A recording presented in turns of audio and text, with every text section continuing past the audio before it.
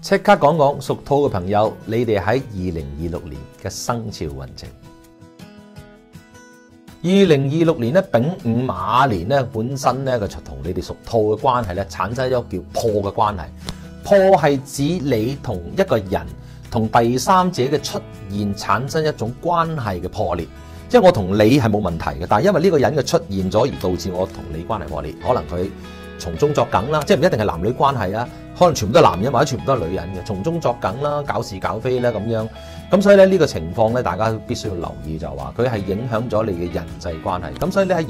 年嘅關係上方面會比較複雜啲。咁點樣可以解決呢個問題咧？我就唔係話講食太歲嗰啲啊。點樣解決問題啊？當然就係最好就係話咧，凡事你諗唔好聽片面之詞啦。即係話有人同你咁講，你要諗一諗，因為今年特別容易就有人同你喺第二個人講是非。咁佢可能有目的㗎嚇，咁但係問題就係你有時聽嘅時候，有時覺得可能佢誇張得滯啫，咁所以就今年呢樣嘢啦。第二樣嘢唔想俾人哋講是非，就人應該要低調啲，即係唔好話太過強出頭啦嚇。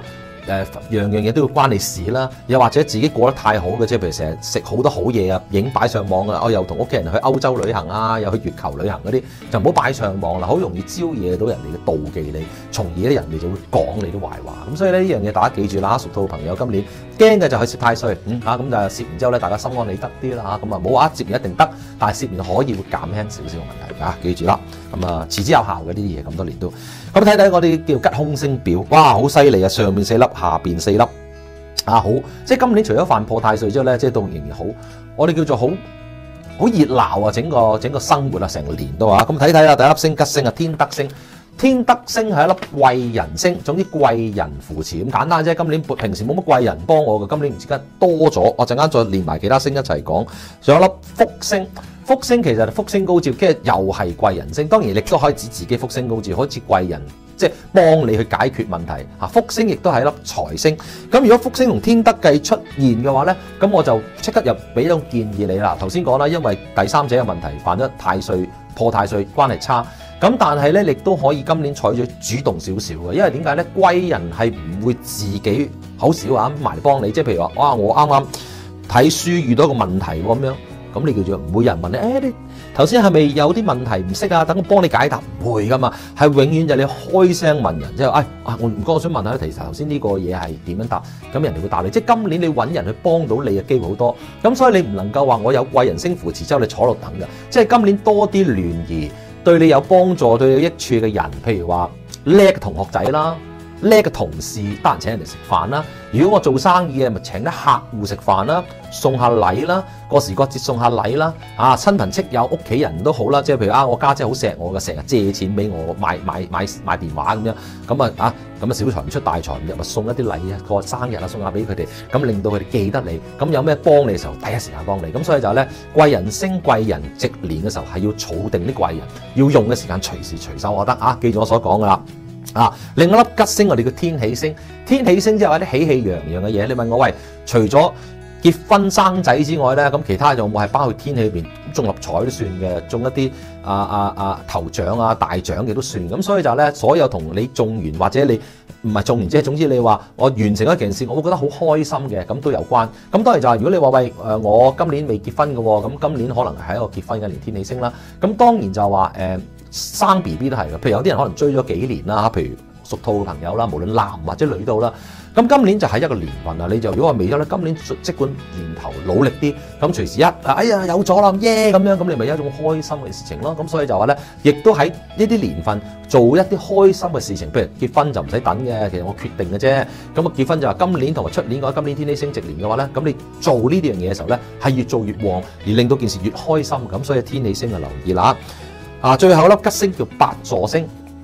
八座咧，其實形容以前咧，即係古時咧，啲大官啊出門嗰個座駕嘅，有8個座位咁，類似呢啲儀式嘅嘢嚟嘅。咁咧代表咗一種叫官貴啦、穩重啦、升職嘅嘢嘅。咁所以如果你從事嘅工作係同一啲同升職有關嘅工作，咁今年可能會有好多晉升嘅機會啦，好穩步上揚啊咁樣啦。但係如果我工作本身平時係冇呢啲嘅，就永遠都講就譬如我係揸貨車司機嘅。的士嘅，或者話家庭主婦嘅，甚至我樂師傅到啦，呢個8座對於我嚟講冇影響，因為我都完全唔需要升職嘅，年年都係嗰個職位嘅啫，即係一個風水師傅。咁所以咧呢粒星對於冇影響。但係如果你係本身係一個打工仔啦，有機會升職啦，成咧今年咧就藉住呢啲咁嘅貴人星嘅話咧，今年應該係進取積極啲啦嚇。咁所以咧絕對係一個機會嚟嘅。咁我講完好，講啲差噶啦，睇睇空星先，卷舌。小人是非嗱，兩方面啦，一種就係俾人哋講你是非嗱，頭先講咗啦，你犯咗破太歲已經係犯咗一種噶啦，再加埋卷舌加厲害嘅呢種卷舌啦。當然就另一種就係你自己主動嘅，即係你自己去口臭啊，唱人哋或者講錯嘢還地，招致咗自己一啲嘅唔好嘅名聲聲望。哇！乜你把嘴咁衰㗎，咁臭咁樣，即係呢啲卷舌而招致咗一啲唔好嘅嘢。咁啊自己所以今年無論外露嘅好嘢低調啲，或者自己把嘴本來都唔收㗎啦，今年要收口啦嚇，卷舌啊呢啲空聲冇人幫到你㗎。絞殺啊，絞殺啦，即係意思就話啦，以前嗰啲係吊頸之刑啊，絞殺咁啊，而家冇嘅呢啲嘢，唔中意。但係問題就係，譬如有咩會牽涉到絞殺？譬如我成日覺得就係最容易，譬如潛水啦，有時潛水玩呢啲咁嘅運動嘅時候咧，去到咧即係話啊，潛到嚟咧，俾啲繩啊棘住咗我啊，每一年3-2年就會有一單㗎啦，喺海邊香港西貢好啦，就有啲友咧浮潛就瓜 Q 咗喺嗰啲好淺嘅水灘度，俾啲石棘，就係呢啲就叫犯咗啲絞殺啊、漁網咁樣。咁所以如果你本身你自己從事一啲漁民啊、拖網啊成嘅，你小心呢個絞殺啦。即係普通我自己樂師傅唔會啦，或者家庭主婦唔會犯呢啲殺㗎。咁總之從事呢樣嘢啦。咁當然佢絞殺亦都係指一啲關係嘅糾纏不清。咩關係糾纏不清？嗱，呢個我提你啦。如果本身你哋自己同某啲朋友，